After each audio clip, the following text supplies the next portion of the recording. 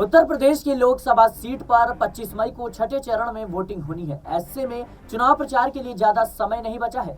इस सीट से भारतीय जनता पार्टी की सांसद मेनका गांधी दोबारा चुनावी मैदान में है। इसके बावजूद न तो यहां चुनाव प्रचार का ज्यादा शोर सुनाई दे रहा है और न ही अब तक भारतीय जनता पार्टी का कोई भी बड़ा चेहरा समर्थन देने पहुंचा है। मेनका गांधी अकेले ही अपने काम के दम पर चुनाव की कमान संभाले हैं। मेनका गांधी 8 बार सांसद रह चुके हैं। अगर वो इस बार भी चुनाव जीतती हैं तो देश के उन चंद सांसदों की सूची में उनका नाम शामिल हो जाएगा जो 9 बार देश की संसद का प्रतिनिधित्व कर चुके हैं। लेकिन इस बार ये चुनाव उनके लिए उतना आसान नहीं दिख रहा है। इस सीट पर निषाद समुदाय का बहुलता है और समाजवादी पार्टी ने यहाँ जातीय समीकरण को साधने के लिए राम भुवाल निषाद को चुनावी मैदान में उतारा है। इसके अलावा अगर हम बात करें बहुजन समाज पार्टी की तो उदराज वर्मा जो है यहाँ के उम्मीदवार हैं, जिससे इस सीट की लड़ाई त्रिकोणीय हो गई है। मेनका गांधी दिन रात सुल्तानपुर में कई दिनों से चुनाव प्रचार में जुटी हुई है और उन्होंने जनपद की 1200 ग्राम पंचायतों में से 1100 ग्राम पंचायतों से कनेक्ट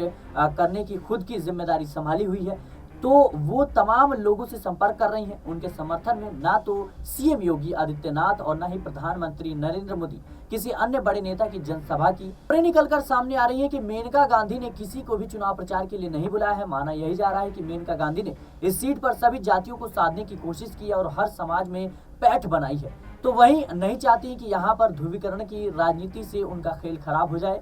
मेनका गांधी सुल्तानपुर से दूसरी बार चुनावी मैदान में है। इससे पहले 2014 में उनके बेटे वरुण गांधी इस सीट से सांसद रह चुके हैं। दिलचस्प बात यह है कि वरुण गांधी भी अपनी मां के समर्थन में चुनाव प्रचार के लिए नहीं आए हैं। पीलीभीत से उनका टिकट कटने के बाद से वो भारतीय जनता पार्टी के किसी भी मंच पर दिखाई नहीं दिए।